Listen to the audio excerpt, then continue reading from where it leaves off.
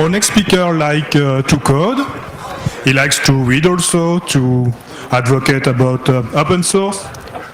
He likes to play some sports. He also likes movies. Oh, in games.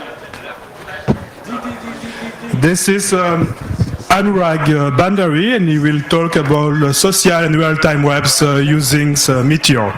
Let's applaud him. Thank you.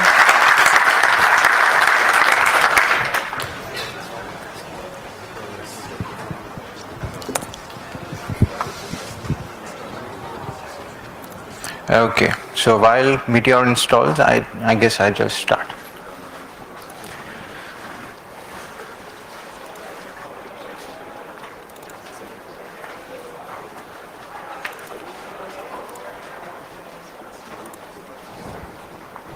Okay, so hello and welcome to this Meteor session. I'm here not to give a full detailed view on Meteor. So my explanation will hover around a very small introduction on how you can quickly develop secure web applications, primarily social real-time web applications using Meteor. So Meteor is a very recent framework, and just like all other JavaScript frameworks, it is very secure and very fast to build modern looking web applications. So what is a real-time application? So basically a real-time application is nothing but what you have been using since all these years. You have been using Google Chat, you have been using Google Docs, you have been using tools such as Etherpad. So all these tools that connect you with the other users in a collaborative manner and without any delays or latency are termed as real-time applications. So as complicated as it may sound, creating real-time applications using Meteor is not very difficult now. So piece of cake is a phrase that I can use. What is Meteor? So Meteor is a very recent framework, as I told you. It has not graduated to its first stable release, but its preview release is stable enough to help you build enterprise class good applications. So it is an open source platform for building top quality web apps in a fraction of the time, whether you are an expert developer or just getting started. Meteor relies on 7 principles. So data on the wire. So again, I'll not be delving into many details over here, just quick overview. So data on the wire, which means that you don't need to, if I take example of JSP or ASP or PHP, you communicate to the client, that is a browser, by sending the entire UI plus the logic. So what that means is you transfer HTML, CSS and JavaScript content over the wire. In this case, you don't need to do that. All you need to transfer is the data. So the UI and the JavaScript, everything is set up at the very go when a Meteor application loads in your browser. One language, JavaScript. Be it server-side content, be it client-side content, JavaScript is the only language that you need.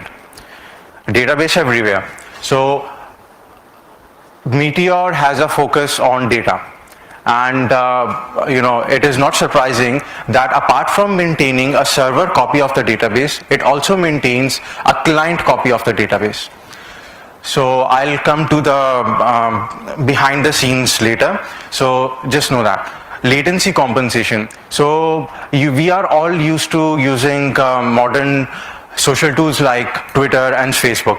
Now the most important thing about these tools is the speed, and if the speed is not there, we will probably not come back to these sites. So how do these sites achieve such great speeds? Latency compensation is the term. So Meteor really simplifies latency compensation. What this really means is that whatever content you post or whatever content you get from a server is immediately shown in your UI and later posted to the database or fetched from the database. So this helps in achieving real-time reactivity. So which brings me to the next point, full stack reactivity, which means whenever your application is interacting with a database, for example, if you have a list of to-do items, whatever you enter in the UI, so web developers will know this, the AJAX call that you make, you don't have to wait for the success function to execute. All the changes will automatically and immediately reflect in your UI, and that is called latency compensation, and that also happens to be one of the aspects of reactivity. And of course, reactivity also means that you can have certain data variables that will automatically refresh if any of the data changes.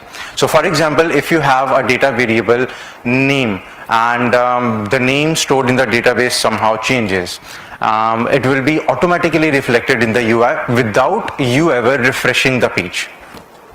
Embrace the ecosystem. So instead of reinventing the wheel, what Meteor did was it basically used certain existing open source technologies. So I'll come to it in the next slide, but it is really just embracing the ecosystem and not really developing everything on its own. Although Meteor is a great piece of code and a great platform, it is really based on Node.js and MongoDB. Simplicity equals productivity. So if you go to the Meteor API, you will notice that everything is very, very simple, straightforward, and documentation, the API documentation page is really the only thing that you will ever need to learn Meteor. So what is behind the scenes? What does Meteor, what powers Meteor? So I told you Node.js. This is again a very recent phenomenon, and Node.js really takes JavaScript to the server side. So this is what how Meteor is able to achieve server-side JavaScripting. So it is based on V8 engine that was developed by Google, of course. MongoDB is a very popular NoSQL database, and MongoDB, the syntax is not very familiar to what SQL is like. It is very familiar to JSON, and so they really call it BSON. Handlebars is again the templating engine that Meteor uses, and the handlebars syntax is what provides reactivity to your data. So again, reactivity means whatever changes in the database is automatically reflected in the UI. What changes in the UI is automatically taken back to the database. So Meteor is secure. So before I proceed further, so even though Meteor is not a very stable, at a very stable stage right now. 1.0 release is not out, but Meteor is very secure, and they have recently done huge modifications. They have introduced entire frameworks to make sure that every Meteor application is very stable. Allow deny rules make sure that your client-side code gets logged in. So an end user, a hacker, a potential hacker cannot actually open the console of Firebug or the integrated console in Chrome and start executing certain functions. MongoDB injections and checks are already built in. Browser policies are enforced, so you can actually leverage the cross-browser domain, cross-domain policy to make sure that people are not able to embed your applications in iframes and other such things. So this is a wonderful slideshow actually, which elaborates on these principles, the security principles of Meteor. Please do check it out. Installation is very simple. Just this command is all what you need, and updating is again very simple because this was made with Linux in mind and Macintosh. So Meteor update is the only command that you will ever need to update it after you have installed. Creating a new application is very straightforward. 3 commands. Meteor create my app. So my app is the name of your application. Of course, you wouldn't want such names afterwards, but when you create an application, Meteor automatically inserts certain code, and that code, of course, you can change, you can modify, but it is a very good starting point. So you even don't need to go to the documentation to learn it. You can right now install Meteor, execute these three commands, and get started with the development. It is so easy. So this is how a Meteor application looks like. So it is an MVVM architecture. So there is a client folder, there is a public folder, and then there is a server folder. So whatever content comes under client is always executed on the client side. Whatever content similarly comes under server is executed on the server side. So client is the browser, server is the Meteor server or the node.js server running on the actual server. So of course all this is JS code, and the client will automatically indigenously handle the JS code, but the server will have to convert the JS code into native executables so that they can be rendered as code bytes and displayed as such. Whatever comes into the public folder is never executed either on the client or the server. So things like resources, your images, your videos, etc. come under the public folder.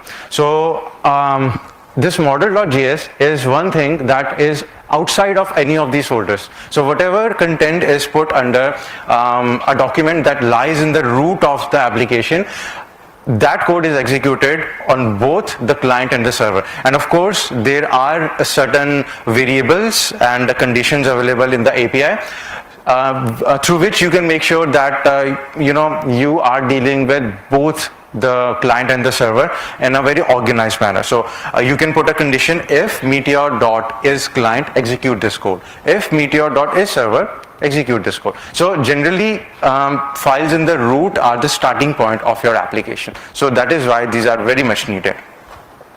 Meteor, as I said, embraces the ecosystem. How does it do that? Number one, it is powered by many open source platforms. Number two, it helps you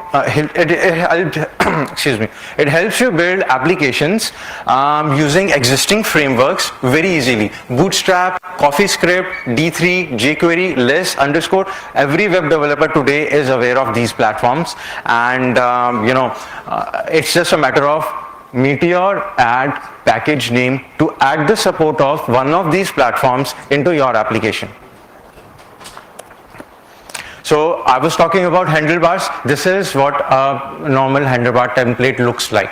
So we have a special tag called template, and so this will come in your HTML part. So it has a name hello, and it has two reactive variables, first and last. You can always bind these reactive variables with your JavaScript code, and of course you can have a function that will fetch data from the database and bind the data to first and last, and accessing these variables is very easy. So in your JavaScript file you just do template dot hello dot first is equal to whatever you want to assign, and because these come under, so a template by default is reactive, so whatever change happens to first either in the UI front or on the database front will automatically reflected in the either other case.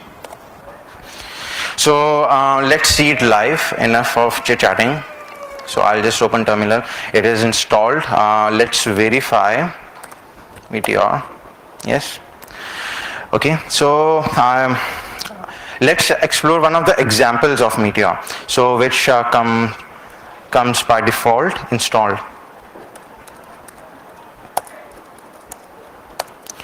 So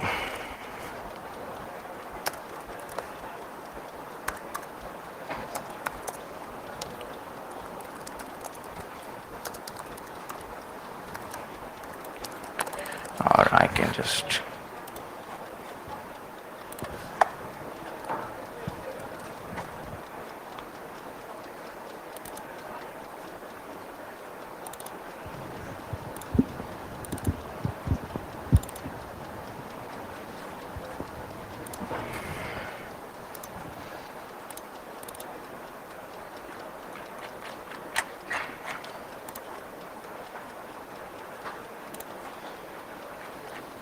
Okay. I'm really sorry. It seems that Meteor doesn't really nowadays come with their examples, live examples. It was in my laptop. Unfortunately, my laptop isn't compatible with these. Yeah, I'll just add it. So I'll just create one new Meteor application. I think it's just Meteor dash example or something with create.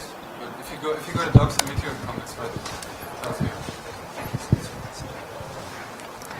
Or perhaps I'll just create a sample application. So,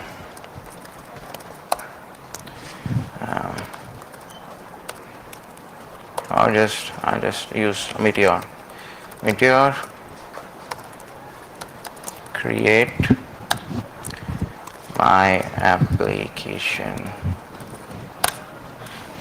And it has created our application. Let's verify ls. So you can see that a new folder has been created. I'll just cd into it, my application, and let's run it. So Meteor, and voila. So it will automatically start its built-in web browser, web server, and of course this is Node.js based. But this web server is not production web server. You are recommended to always use Node.js when actually deploying on the server. So I'll return to, okay, I'll just take 2 minutes more. So my application is running. This is how the code looks like, and here is how I can view it in the browser. So this is my application, and if I go to the console, there is, so actually clicking on this button actually outputs to the console. So this button itself is very reactive, and it is based on this template. Yeah. So hello is a template and greeting is a reactive variable. Okay. And let me just finish my conversation. So basically deployment is also very easy. You have 2 commands, Meteor deploy, which helps you deploy it on the Meteor server itself. So if you want, if you are okay with having a subdomain on the Meteor website, this is what you get. And you can even bundle a web application and deploy it on your own server that has production quality Node.js and MongoDB installed. That's the only thing that you need. Does someone have a quick question? Yeah, sure. Yeah. Is it possible to use npm to install? Yes, absolutely. Is it possible to install with npm? So npm is very much integrated into Node.js, and that is what I also always use. You can't install Meteor itself via npm, Yeah. but Meteor, right? On the server. Meteorite is another thing that you can use, but of course when Meteorite wasn't there, I used to use npm on the production server, that is. Is it possible to imagine an application where the user will have data in the local storage that the server doesn't know? Like Sorry? to have decentralized application with the client having using the database in the client without uploading them to the server. Is it possible? Sorry, I didn't get your question. Like to let the client manage data in the browser with your application, but without the application re-centralizing the data. The control of the database, the local database, is always coupled with the server database. So you cannot just create a database on your own and a client database. It will automatically be created by your application, and it will always be synced with the server database. There is nothing that you can do with it. So you cannot manipulate as just a client database and not the server database. The synchronization will always happen. Thank you for your talk. Okay. Thank you. And as a reward, here a box of chocolates. Oh, thank you.